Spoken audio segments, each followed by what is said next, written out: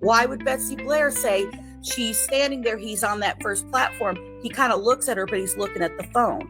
Remember, Libby is sending a second message to a non-identified app pre her getting to the bridge.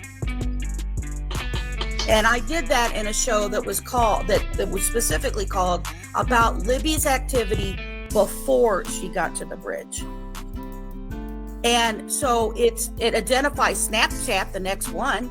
It tells us Snapchat and what she's looking at and what she's posting at, but it talks about a second message to an app. Well, we already know because before of Anthony Schatz communicating with them, the last communications before they get there. So right when they arrive, the girls get out of the car, walk the trail, they go across the bridge, and they're immediately going across the bridge, despite that you can tell Abby is scared to go across that bridge.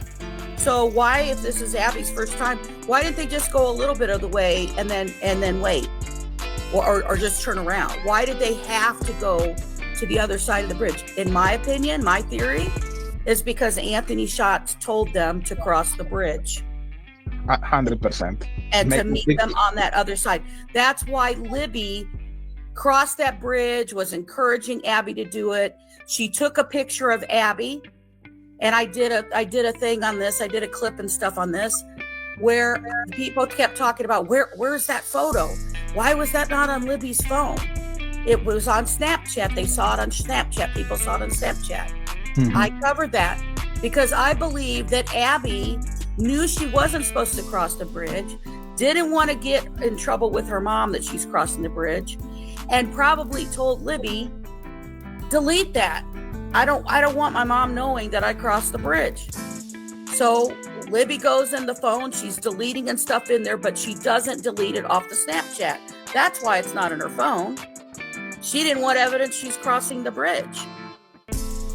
So, and I would argue that the one reason why would Abby and Libby, or Libby particularly, start filming him unless they were meeting somebody on the other side of the bridge? Why would they be overly suspicious of him? Okay, maybe it was a guy who was just crossing the bridge around the same time that they were. But if they're meeting somebody and then suddenly this guy's crossing the bridge, then I think that's why she'd be more suspicious.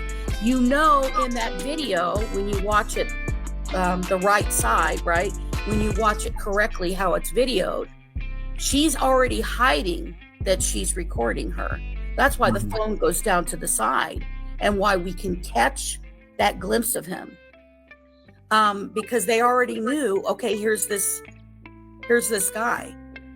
And I think that that's why it was suspicious of that at the beginning. And, you know, Abby originally was not supposed to stay the night. Could have not been in there. Could have totally been a surprise. You know, and that's like, you know, also my other theory on that. When they go down the hill, I argue the fact that you got to remember the discussion with the psychologist, for example, in the jail. You know, a murderer is always going to downplay what information they have, and you got to realize what stuff is he going to really tell all the truth about or not.